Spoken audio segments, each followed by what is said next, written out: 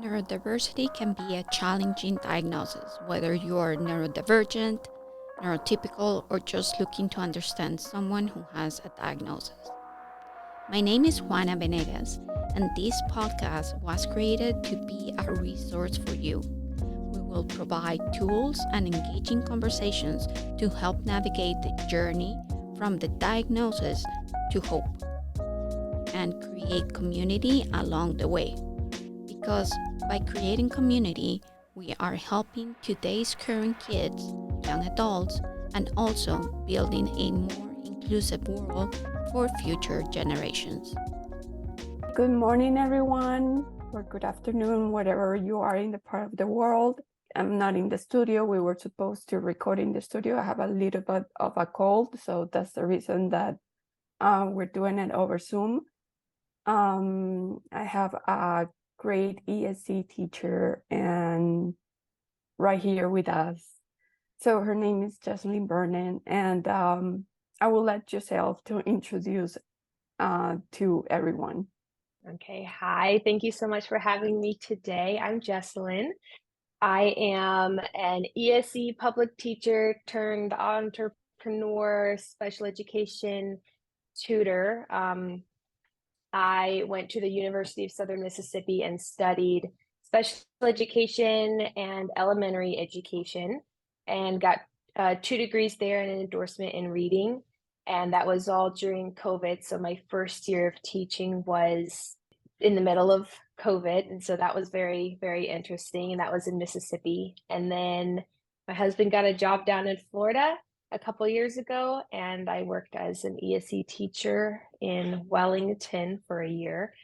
And that was also still a little bit during COVID, also very crazy. And it was during that year that I decided to go off on my own. So I've been doing this for about 14 months now, and I love it. Awesome. So basically you have a company that tell us a little bit more about your company. Okay, so my business is Inspired Tutors LLC. It's completely virtual. So I work with children pre-K through 6th grade in their more developmental years. I really saw a need for tutors and support in the public schools with COVID and with the teacher shortages and everything. Those ESC kiddos were just not, a lot of them just weren't getting that one-on-one support that they needed. So that's kind of where my passion for that kind of started, and it's just kind of flourished into a lot of different things now with the tutoring, and as well as I do a blog, and I've gotten guests to come write on my blog and with different areas of expertise, and I do a YouTube video every week, or mostly every week, with little lessons or read alouds that children can watch. And I'll go to IEP meetings and just try to be a resource and support really for whatever the child and the family needs. Awesome, thank you. And then tell us, why do you choose neurodiverse kids? Why do you like them so much? Or I mean, it really started. So my mom homeschooled us. I grew up in Romania. I'm the oldest of 5 children, and my mom homeschooled all of us. I was more of a typical learner, and I love to read, and learning just came pretty easy to me. And then I had 3 younger brothers who had various struggles with ADHD, dyslexia, and just they struggled in school. And so my mom was always doing a lot of research, trying to figure out how best to help them. So I knew in high school that I wanted to go to school at least for education. When I got there, they I didn't realize it at the time. I was talking to my advisor, and they offered a dual program to where I could come out having 2 degrees. And because I had started with elementary K through 6, and they were like, if you take an extra summer semester, you can get the special education K through 12. And I wasn't exactly sure what all of that meant, but I was like, sure, I want 2 degrees in 4.5 years, you know? And so once I started with the student teaching and actually getting to go into the schools and getting to go into the ASD units and the inclusion classrooms and everything, I fell in love with those kids that I feel like they were sometimes kind of looked over, and they weren't given as much attention, or they were treated almost as less than, especially in the inclusion classes, because they would get pulled out for their therapies and they weren't considered a typical kid, you know?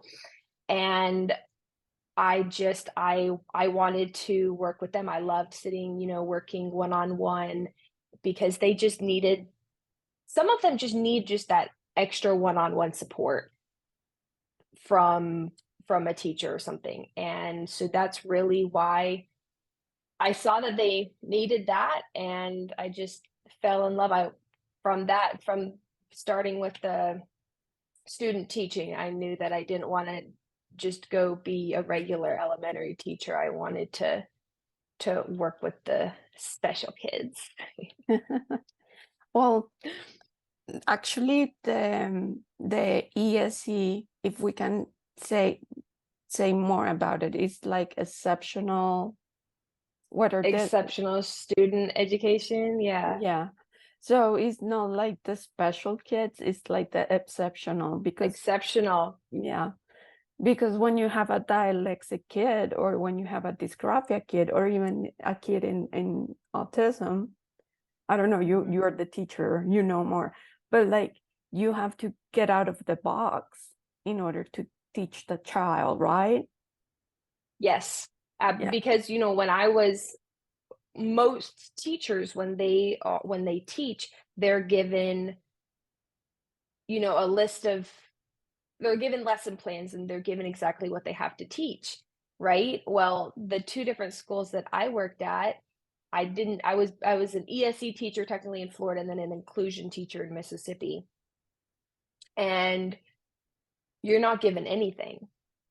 They tell you, basically, follow the child's IEP and then figure it out. But I really liked that freedom, because then I could figure out what the child's interests were, what their strengths and weaknesses were, and find activities and lessons and stuff based on that, and really individualize it. So Awesome. Thank you. So how do you contact, like how do you make them to focus, because you do your tutoring online, so how do you reach them, how do you approach them? again, it's very individualized. It really depends on the child, the age, if they have ADHD or not. And I really try to take the time to get to know them, and kind of what makes them tick, what they would like to work towards. And just with us talking about that with your son over the last year, I've actually started using that with other children, and the parents love it. They think it's great just having them, if we can work for 15 minutes and then take a break and then work for 15 more minutes, then there's some type of incentive at the end. And then also, I mean, obviously there's a time and place for worksheets and doing work and stuff, but I really try, at the beginning or at the end, or one of the days if we're working consecutively throughout the week, to have some videos, or maybe work it into a game and just figure out. That really seems to help with the focus. And then obviously there's a lot of patience involved, because sometimes they just need to sit and think, and you like repeating it and repeating it the same way is just going to stress them out.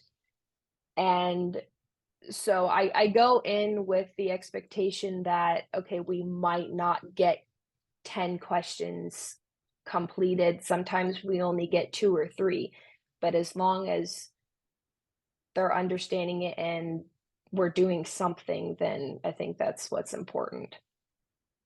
That's so cool that you Answered it. say, thank you. That's so cool that you said that like every child is unique and they learn in a different way, and that the parents need to be involved in that process. So we didn't disclose that yet, but yes, you are Manu's tutor. So I met Jessalyn through a, what you might call it, what would you say that our group is? The Anti-network. anti-networking support group for entrepreneurs. Yes. Which is called IPP. And then I was like looking for a tutor actually, and prices out there for a tutor are pricey. When you said, "Oh, I'm a ESC teacher and also a tutor," and I was like, "Oh, Nirvana, yes, I found her." And just I want to thank you because you have been to every party, you have been in the IEP meetings, you have been there for Manu, which is, I mean, there is no words to say more than thank you for that. Well, we've really helped each other out and worked together on a lot of things. And I honestly use your family as an example to other families about what collaboration and teamwork should look like. Because, I mean, you guys have the teachers and the therapists, and, everybody knows everybody, and everybody's communicating and making sure that everybody's on the same page for his best interest. And I think that's why he's so successful, Oh, thank you. because because that's very important. I tell parents, you can't just send your child to school and then just expect the teachers to do everything if you're not communicating with the teachers and you're not also doing your part at home and making sure that you guys are a team. Because sometimes teachers get upset with parents and there's miscommunications, and sometimes vice versa, because the parents don't know what's going on in the school. And so the communication and the collaboration are very, very important, and you guys do that very well. Thank you. We try. So, do you have any invitation for parents, like just like you said right now, for Something to example, say? to participate more in the kids' education? How can they do that and stuff like that? I mean, just being present. And at the end of the day, for the most part, parents and teachers and therapists all want the child to succeed and want them to do their best. So having that open communication with the teachers on the first day of school, and making sure you know how to contact them. And because that's what, I've been in the school, and yes, teachers are very busy and they have a lot of kids to deal with. At one point, I had over 60 by myself. And, but I really did try to take the time to, reach out to those parents, especially when their child had a really good day. if I pulled them for a test or we were working on something and they just had a really good day, sometimes I would just, when I'm at bus duty, I would just like call up the mom or the dad really quick and just let them know. And that makes a really big difference. And I'm sure you, you know, um, but just, we're all on the same team. There doesn't need to be sides or anything. So just keeping that communication open and knowing that there's nothing wrong in getting a little bit of extra help. Tutoring, can sometimes have a bad reputation, or my kids in tutoring, so that means they have all Fs or something like that. And I try to look at it a little bit differently. We're preparing them for the future. And there's sometimes, like I said before, that child just needs a little bit of that one-on-one time. Because when you're sitting in a classroom and the teacher's talking to you, the teacher doesn't have enough time to go to every single student and make sure that they understand. And kids are gonna, in a group of 30 kids, there's gonna be a lot of unique needs and different types of learners. And so tutoring and support like that can be really helpful, especially for the child's self-confidence. So when you say like the different types of learning, what do you mean by that? Well, there are, like, I guess it would be called scientifically proven, there's, I don't even know the number. Different. So I qualify technically as a visual learner, which is usually the typical learner. So I need to see everything. I have lists and notebooks and everything all across my desk because I need to write it down, I need to visualize it, and then I remember it. And that's how I process and retain information. One of my brothers is what you would call a kinesthetic learner. And so he needs to move. My mom used to have like this big exercise ball, and he would literally lay on it upside down while he's reading or whatever he was learning at the time. And because he couldn't sit still, or he would sit on it and bounce up and down. And that's what helped him. One of my other brothers, we were basically all of the different types of learners. None of us were the same. And one of my other brothers was auditory. So anything that he could get in an audiobook. And I used to be so jealous of him because I would sit there and write pages of notes and, everything like that. And then he wouldn't study or anything. He could, just listen to it, and then he would do great.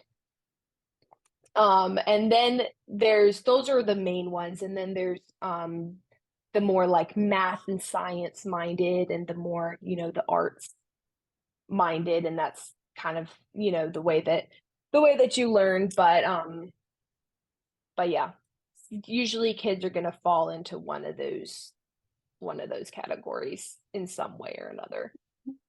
So how can parents learn more of how the kids learn? You can, depending on if your kids are in public school or homeschooled or whatever, I mean, working with them at home on their homework and everything, and just kind of, I mean, you can also just kind of test it out too. If your child hates writing and reading, and what you basically have to do in school, and you have to read a textbook and you have to write and everything, if they really hate that, I would recommend trying to either read it to them, find an audiobook, and see if that's how they do it. If they're bouncing up and down, they have ADHD and stuff, like, try to make it fun and let them stand up. Learning doesn't have to be sitting down in a desk for 8 hours a day.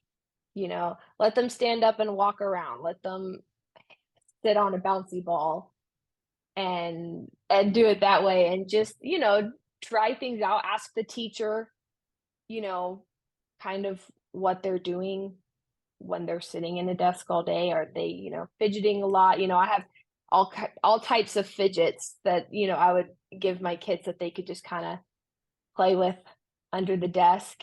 And that was the best incentive. They would do anything to be able to come to my classroom and get one of those little fidgets, as long as, they understood that it was something, to not to be distracting, but just to have something to do with your hands. Yeah. So does that kind of answer your question? Yeah, it does answer it. Thank you so much. And do you have any invitations or any for teachers themselves? Teachers, I don't know, they're doing the best they can. But I think the same with the communication.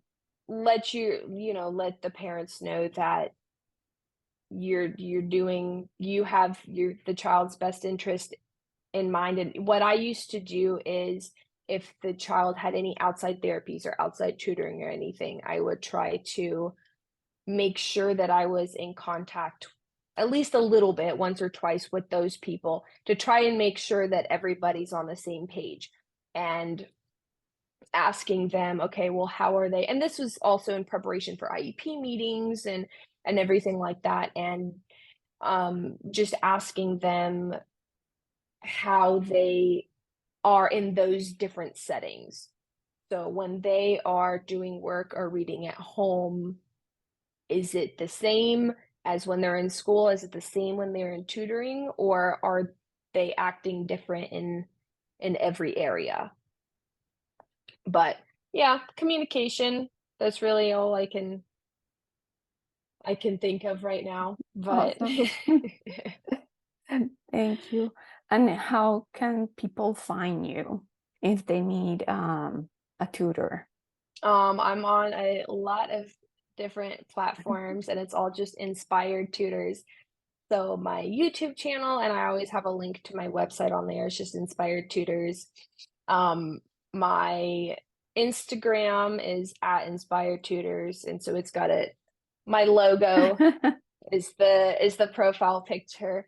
And I post updates on there about, what we're doing, what I'm doing, what I'm posting, videos, blogs, resources, stuff like that. And then my website is inspiredtutors.org. And Okay. my email is Jessalyn@inspiredtutors.org. So lots of different ways. If you get to my website, it'll all be on there. So Awesome. So thank you so much for this time, and thank you so much for what you do. It takes a really patient and loving person, which you are, because I have met you. So anything else, any last words that you would like to share?